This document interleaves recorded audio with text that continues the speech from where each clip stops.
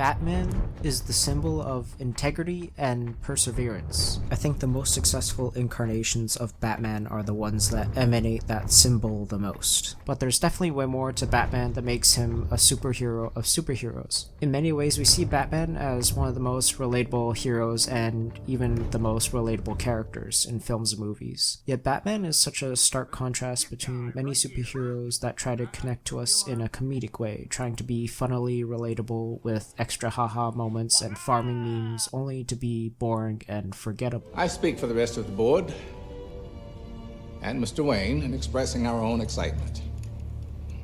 Not that they're all bad movies and many of them have extremely good moments, but a lot of them don't get that profound and deep connection as Batman might have. Even if the stakes are higher, like the hero has to save the world from total destruction, we kind of just don't care about it because not only we know the world won't actually end, but it's way too externalized. It's like caring about the difference between $1 and $10 billion. Batman is like if you have either $500 or $0. Batman connects to us because it speaks to us in the struggles and challenges we face. Batman in many ways is a metaphor and a personified version of our difficulties in life, pitting our soul against the villainous ideas of the world. That's the large difference with these other superhero movies that try to appeal to the Bruce Wayne of our identity. Who are you pretending to be? Bruce Wayne, eccentric billionaire.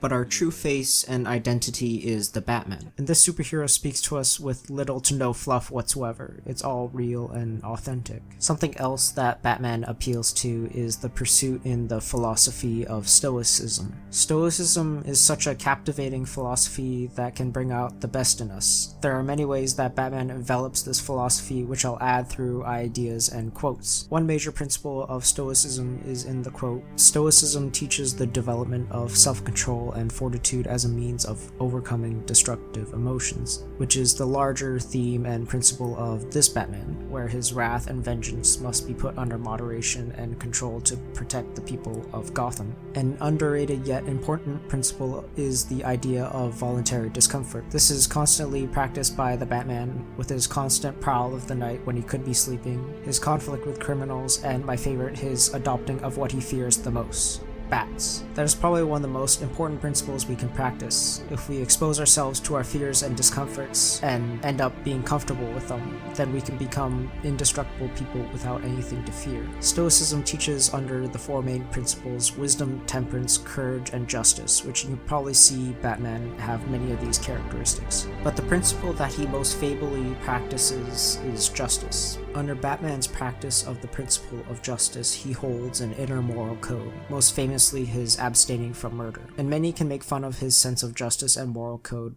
So you won't kill, but you're fine with traumatic brain injuries. But what can't be made fun of is his greater than diamond integrity that can never be broken. With so many villains that test and try to smash through that integrity, with some coming close to cracking him. Tonight you're gonna break your one rule. I'm considering it. But in the end, he remains stalwart, unfaltering, and in the end becomes stronger, perseveres, and wins. Integrity, resolve, and perseverance is upheld with Batman for a very good reason, and can be best explained with many of the foils that he is related to. Let's take a look at Harvey Dent first. Harvey, at the start of The Dark Knight, is one of the shining lights of Gotham, being able to persecute the mob without fear and incites the idea of real change as DA. Batman is willing to give up the position as the hope of Gotham to Dent. However, after Rachel dies, Harvey loses all control and his moral code. Both unknown to Dent, were both close to Rachel, which means both were hit hard with the death of Rachel. But you can argue the case that Batman might have been affected more than Harvey, being her childhood friend, being somewhat responsible, and bonding way more with her than Dent. Harvey, constantly being frustrated with the corruption in the city, takes it to his own hand, killing multiple people in his path. In many ways, Batman could have been more justified to tear down his moral code and murder anyone he thought suspicious. But no, he stays to his inner code, perseveres, wins under his own conditions. You truly are incorruptible, aren't you? Because in his eyes, the best revenge is to not be like your enemy. Now, the Riddler is a foil to Batman's resolve. They both were orphaned at a young age, and both, whether it be in their twisted or righteous way, tried to eliminate crime and take down Falcone. You could debate who had it worse, whether the Riddler was impoverished or Bruce experiencing the death of his parents, but it traces back to the quote again. Stoicism teaches the development of self-control and fortitude as a means of overcoming destructive emotions. This is where the two deviate and come to two conclusions. You can either come to a conclusion with the Riddler thinking in a spiteful way, being destructive and hating existence itself, having no hope in humanity, or you can be the Batman. Use your vengeance and anger in the right perspective. Go after crime, build your integrity to not be evil like the criminal that killed your family, and in the end come to the conclusion that you should use your abilities to help the ones around you. The last example is Superman from Injustice. Both are superheroes, and both experience the loss of someone close to them, but they come to a large disagreement as to what should be done to stop evil acts. After Lois's death, Superman loses all integrity. He begins to murder people and become a dictator of the world, creating justifications that he saved a lot of lives at the expense of one. But all you're doing is justifying a terrible act. It always starts with one. That's how justification works. But once you justify something once, you can do it again, and again. It becomes easier. Right and wrong blur. You can never make yourself be better for doing something bad. He who does wrong against himself. He who acts unjustly to himself, because he makes himself bad. Batman instinctively knows this idea and gets tested after Dick Grayson dies. He has every right to put the blame onto Superman, but doesn't. Instead, he takes the moral ground and shows how evil Superman is.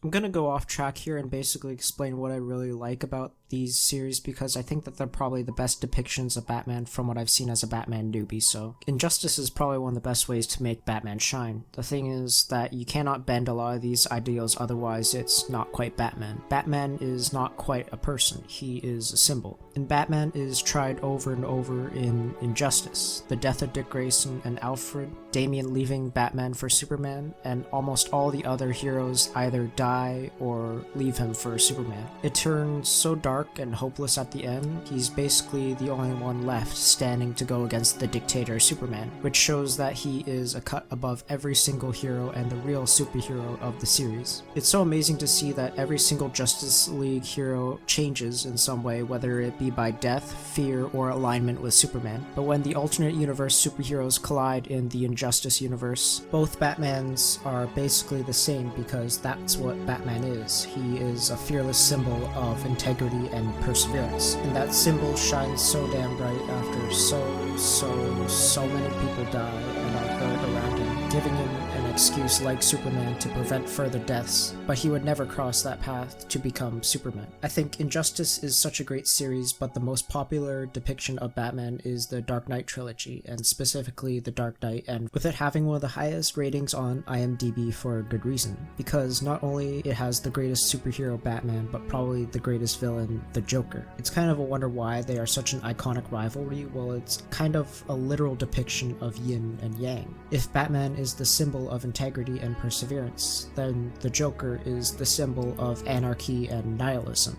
It's kind of like that meme of saying we understand the Joker later in life. Well, that's our maturity from our adolescence developing over time and forming our nihilistic and lawless thoughts. They both clash within the internal and externality of everything around us. To start internally with those two symbols, they compete with our own consciousness. We want to cheer and get Batman to rise above, but we can somehow understand the Joker and admire him through his insanity. The Dark Knight has such an intriguing ending too, where the Joker almost wins and proves to Batman by turning Harvey into a villain, because you either die a hero or you live long enough to see yourself become the villain. But the Batman wins with the last of his greatest ideas, to sacrifice the symbol of Batman for the soul of Gotham. And I don't think Batman even applies to the previous statement of dying a hero or living long enough to become the villain, because Batman is a symbol that can transcend people. But what does it mean that they're trying to fight for the soul of Gotham? I believe the soul of Gotham Gotham is the external and internal of humanity. It is whether or not humanity in the end, when push comes to shove, is good or bad on the inside. Whether you think humanity is too stupid, corrupt, selfish, and filled with evil people that can never have a truly good person, or whether you think humanity can turn for the greater good, make the right decision, rise above, and make the world a better place to show mercy on anyone. And I say the soul of Gotham is internally too, because you need to know whether or not you can be a good or bad person, or whether you are a good or bad person. The best way is to adopt the ideas like the Stoics and pursue virtue, just as the Stoics quote, "and which I want to live and breathe." No longer talk at all about the kind of man that a good man ought to be,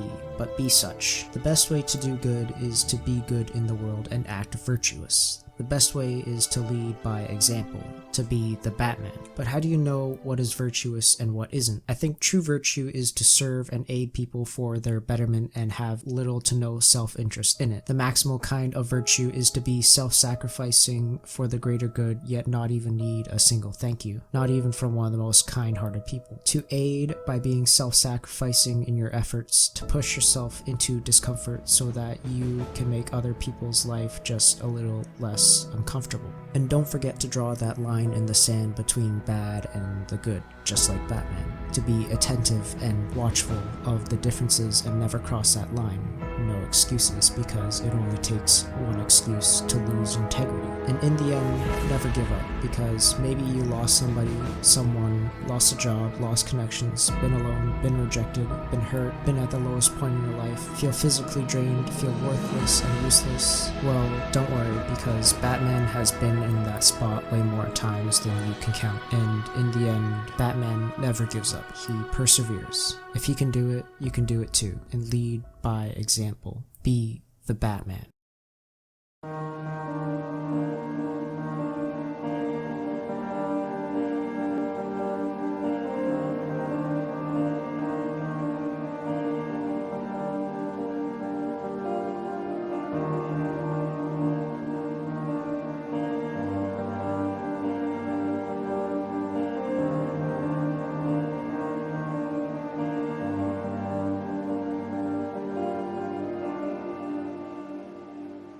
All I am is a man. I want the world in my hands. I hate the beach, but I stand in California with my toes in the sand. Use the sleeves of my sweater. Let's have an adventure. Head in the clouds, but my gravity centered. No one's ever gonna know who saved the entire city. They know. Who's the Batman?